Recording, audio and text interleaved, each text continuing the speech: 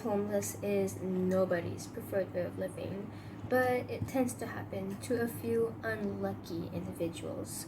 Recent statistics have shown that the amount of homeless people in Malaysia have doubled since the past decade, with 2020 recorded to have 4,000 people living on the streets. Non-government organizations such as the Practise Soup Station has done their part to help the homeless by feeding them hot meals.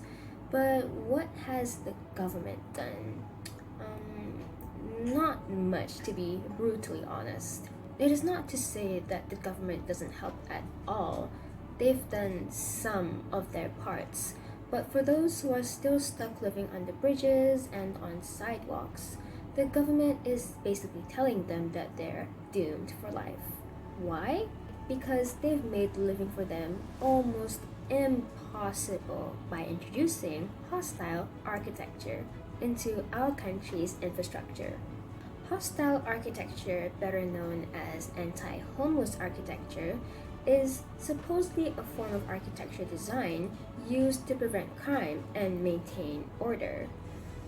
I beg to differ. I say that we should demolish all forms of hostile architecture on Malaysia's public properties, and here is why. A few examples of hostile architecture, such as spikes under bridges and flyovers, slanted benches, rocky pavements, and those so-called armrests on benches, are making it impossible for the homeless to find a place to sleep. In some places, they even set timers on these things so that they would only appear at night.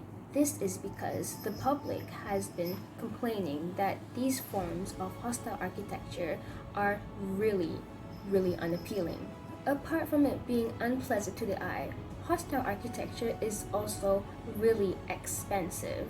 Especially when you think of it, hostile architecture is used to keep people out of public places. That is just too much money spent for something so ridiculous. It is said Malaysia has spent about 6 million ringgit in order to produce hostile architecture throughout the entire country. It is literally not only cheaper but also simpler to use federal funds to provide those in need with affordable housing. Especially during this pandemic, affordable housing is urgently needed in order to prevent the virus from spreading just because we're letting homeless people suffer on the streets. Federal funds can also be put into better use by providing affordable mental health care and rehabilitation centers, since mental issues and drug addiction are one of the many major reasons as to why people become homeless. So now we know that hostile architecture is not only unnecessary, it is also ugly and expensive. But guess what? Hostile architecture is also dangerous. Hostile architecture is dangerous, especially those spikes that eject at night.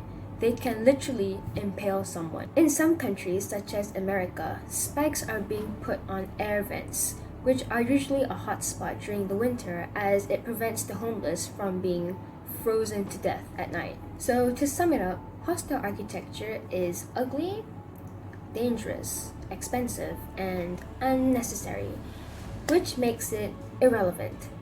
And therefore, the government should first change their intentions, and then they should change their strategies towards helping the homeless. There is literally no need for hostile architecture, and there are better ways to prevent crime.